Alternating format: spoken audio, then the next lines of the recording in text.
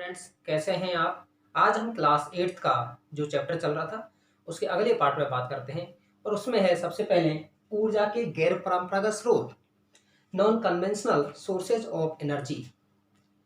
देखिए, जीवाश्म ईंधन जो हमारे पेट्रोल है, कोयला है, प्राकृतिक गैस है, आपके लकड़ी है, वो कैसे हैं आपके सीमित संसाधन है, जो कि इनका इतना अधिक उपयोग किया जा रहा है कि जो निकट भविष्य में है वो कभी भी समाप्त हो सकते हैं। अर्थात इनका अल्टरनेट है, इनका वैकल्पिक स्रोत खोजना है, वो अति आवश्यक है। जो कि सौर ऊर्जा है, पवन ऊर्जा है, भूतापी ऊर्जा है, जो कि हमारे गैर परंपरागत स्रोत हैं। साथ ही साथ है जो प्रदूषण मुक्त हैं। इसमें हमारा जो सबसे पहला आता है सौर ऊर्जा।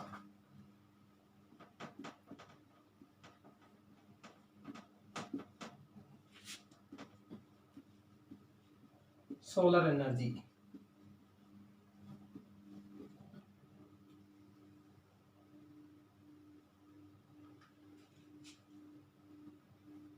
देखिए, सौर ऊर्जा है, इसका विकास कहाँ अधिक किया गया है?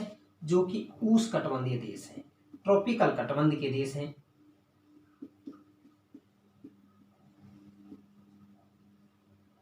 उष्णकटिबंध में कौन से आते हैं? जैसे ये इक्वेटर, ये ट्रॉपिक ऑफ कैंसर, और ये आपका ट्रॉपिक ऑफ कैप्रिकॉर्न। ये पूरा एरिया है वो कैसा आता है? ट्रॉपिकल। इन देशों में इसका उत्पादन है आपका अधिक किया जाता है, जो दो विधियों से किया जाता है। एक सोलर पैनल के द्वारा, जो कि आप देख पाते होंगे, जिसमें सोलर सेलों के एक पैनल बनाया जाता है जो खासकर आपका लाइट के रूप में उपयोग करते हैं। इसमें सोलर पैनल है, सोलर हीटर है, सोलर ड्रायर है। दूसरा है सौर तापन प्रणाली।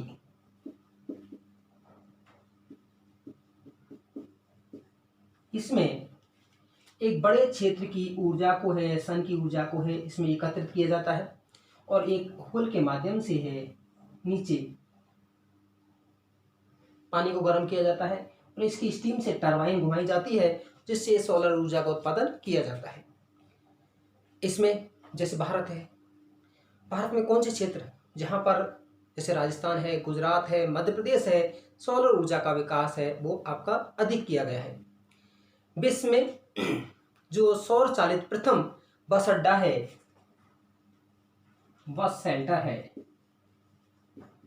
वो है स्कॉटलैंड में।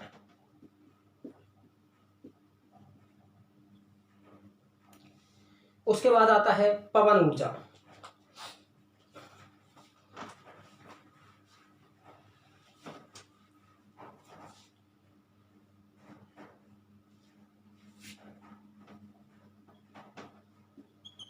पवन ऊर्जा, विंड एनर्जी। देखिए, विंड एनर्जी है, इसका प्रयोग प्राचीन समय से किया जाता रहा है। जैसे कि इसका उपयोग है पहले पानी निकालने, अनाज पीसने, और वर्तमान में है पवन ऊर्जा के रूप में। इसमें पवन चक्कियां लगाई जाती हैं, जैसे इस तरह से यहाँ पर है पवन चक्की लगाई जाती है और ये आपकी विंड है, प्लेट पर हवा पड़ती है, उससे घूमती है और आपकी एनर्जी जनरेट होती है, टरबाइन लगाई जाती है। विकास कहाँ अधिक होगा? जहाँ मान लीजिए बड़ी बड़ी बिल्डिंग हो, वहाँ हवा का अवरोध होगा, वहाँ का विकास नहीं हो पाएगा। तटीय क्षेत्र आप देख पाते होंगे, पूरा ही आपका पूरा ही एरिया है जहाँ हवा है रिफ्लेक्ट नहीं होती है, अर्थात तटीय क्षेत्र। और दूसरा है आपका घाटी क्षेत्र। घाटी क्षेत्र क्या है? पर्वतों से घाटी की ओर और घाटी से पर्वतों की ओर हवा चलती है और उन्हीं पर ही आपकी घाटियों में लगाई जाती है, जिससे एनर्जी जनरेट होती है। दूसरा है तटीय क्षेत्रों में। भारत में सबसे ज़्यादा जो पवन ऊर्जा का उत्पादन है वो तमिलनाडु में, फिर आपका केरल, कर्नाटक, महाराष्ट्र और आंध्रा में है, वो आपका किया जाता है। विश्व के स्तर पर हम देखते हैं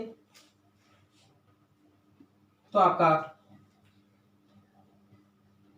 नॉर्वे है, जर्मनी है, डेनमार्क है, ब्रिटेन है, यूके है, जहां पर है इसका विकास किया गया है। उसके बाद पवन ऊर्जा के बाद हम बात करते हैं, वो है नाभिकीय ऊर्जा, न्यूक्लियर एनर्जी।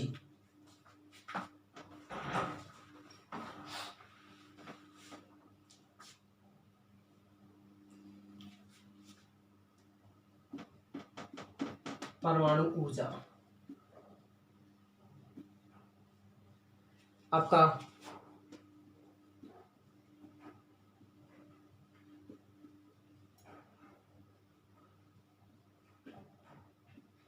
देखिए, परमाणु ऊर्जा जो परमाणु खनिजों से प्राप्त किया जाता है, जैसे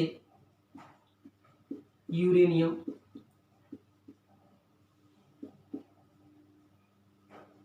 थोरियम, जिरकोनियम, बेरिलियम, इस तरह के खनिज हैं जो आपके परमाणु खनिज हैं।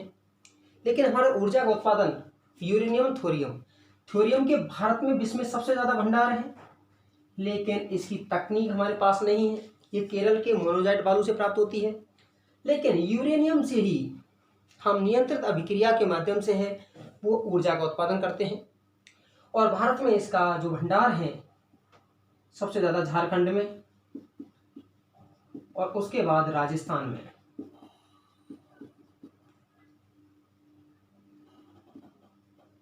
पाए जाते हैं।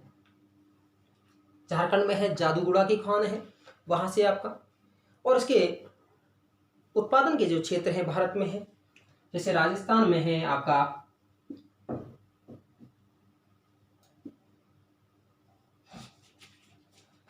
रावट भाटा, दूसरा है आपका उत्तर प्रदेश में है नरोरा, आपका महाराष्ट्र में है तारापुर,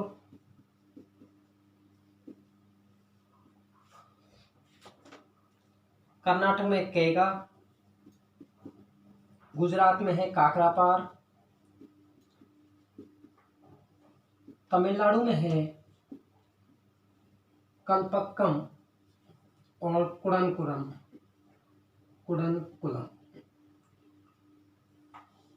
जहां पर है हमारे इसका उत्पादन है आपका तापीय ऊर्जा, या उसको कहते हैं, सॉरी, आपका जो न्यूक्लियर एनर्जी का उत्पादन है आपका किया जाता है। विश्व के स्तर में अगर हम देखते हैं तो अमेरिका है, फ्रांस है, वो देश हैं इसका उत्पादन आपका अधिक करते हैं। ये कम मात्रा में ऊर्जा का उत्पादन तो अधिक करती है, लेकिन अधिक नुकसानदायक है। हल्की सी मानवीय दुर्घटना है, ये बहुत बड़ा विनाश का कारण है आपका बन जाती है। नेक्स्ट है भूतापीय ऊर्जा।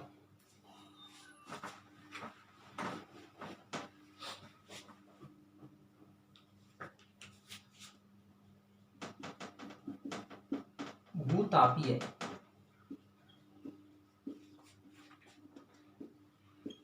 जियोथर्मल,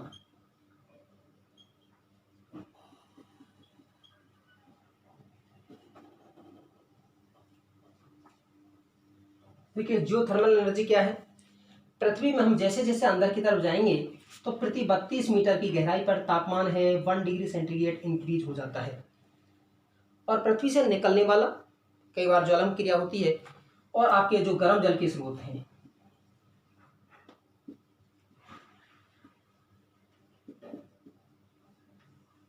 उनसे है ऊर्जा के माध्यम से है हमारा भूतापीय ऊर्जा तैयार की जाती है। अर्थात पृथ्वी की ऊर्जा से या पृथ्वी के गर्भ से पृथ्वी से प्राप्त ऊर्जा से बनाई गई ऊर्जा को क्या कहा जाता है आपका भूतापीय ऊर्जा कहा जाता है। दूसरी चीज है इसका उत्पादन है विश्व में सबसे ज्यादा यूएसए, संयुक्त राज्य अमेरिका में है आपका किया जाता है। जैसे येलो स्टेशन नेशनल पार्क है, वहां आपका यही काम है, वहां पर किया जाता है। फिर है न्यूजीलैंड, आइसलैंड। भारत में इसके दो क्षेत्र हैं, एक आपका जो हिमाचल प्रदेश है, और हिमाचल प्रदेश में मणिकरण,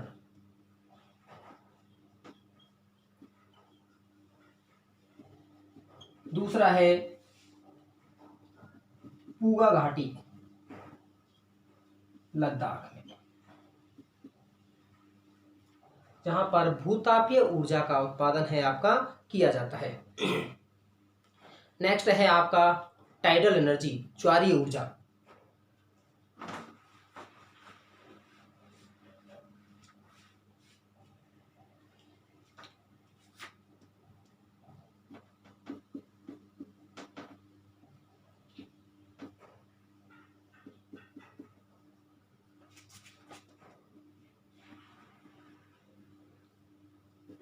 देखिए ज्वारीय ऊर्जा, ज्वार क्या है? सागरीय जल का सूर्य और चंद्रमा के कारण जल का ऊपर उठना ज्वार और नीचे गिरना भाटा कहलाता है। अब जैसे ये कोस्टल रीजन है, यहाँ पर सागर आ रहा है आपका, ये जल है, इधर जल है। जब ज्वार आपका ज्वार आएगा तो जल कहाँ जाएगा? इधर वाले स्थल वाले भाग, और यहाँ पर बांध बना लिया जाएगा, पानी को रोक लिया जाएगा, और भाटा एग्जाम में जब इकट्ठा होगा तो इसको एक स्रोत के माध्यम से नीचे निकाला जाएगा, यहाँ टरबाइन लगाई जाएगी और उसी से है आपकी इलेक्ट्रिसिटी जनरेट की जाएगी, जिसे हम क्या कहते हैं? आपका ज्वारीय ऊर्जा। और भारत में ये खंबात की खाड़ी और कच्छ की खाड़ी में, कच्छ की खाड़ी और खंबात की खाड़ी में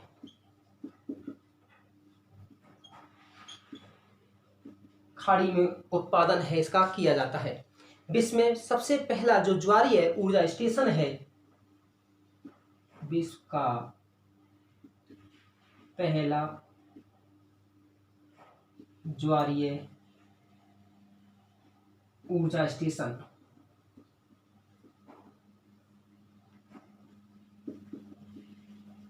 फ्रांस में लगाया गया। कहाँ लगाया गया? फ्रांस में लगाया गया। और वो आपका किसके, देखिए कहाँ पर इसका उत्पादन किया जाएगा? जहाँ सागर के तटवर्ती क्षेत्र है इसका, जैसे कि रूस है, फ्रांस है, भारत है। उत्पादन कहाँ कहाँ है? रूस, फ्रांस, भारत, ऐसे देशों में इसका उत्पादन किया जाता है। नेक्स्ट है बायोगैस।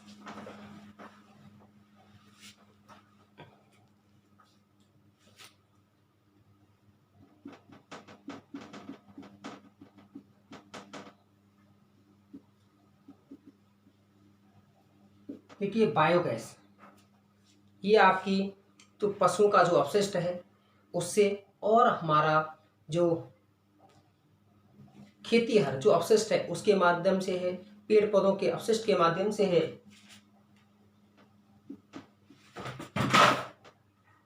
पशुओं के अपशिष्ट, आपका जो कृषि पदार्थ, कृषि अपशिष्ट, पेड़ पौधों के अपशिष्ट से है बायोगैस तैयार की जाती है। यहाँ तक कि आपका शहरों में जो घरों से निकलने वाला कचरा है उससे भी बायोगैस है वो तैयार की जाती है। इससे दोनों फायदा होते हैं, एक आपका है ईंधन के लिए गैस, और साथ ही साथ है कृषि के लिए उर्वरक पदार्थ। अब देखिए भारत में इसकी सबसे अधिक संभावना है। कारण क्या है कि भारत में विश्व के सबसे अधिक पशु पाए जाते हैं तथा भारत एक कृषि प्रधान देश है। लोगों की आवश्यकता की पूर्ति भी होगी और कृषि के लिए है आपका उपजाऊ है जो खाद है उसकी भी प्राप्ति हो पाएगी।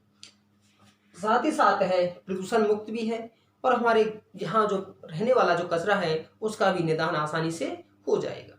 तो ये सारी चीज़ है, ये गैर पारंपरिक ऊर्जा स्रोत हैं जो कि आपका एक परमाणु ऊर्जा संसाधन को छोड़ दिया जाए तो सभी हमारे कैसे हैं?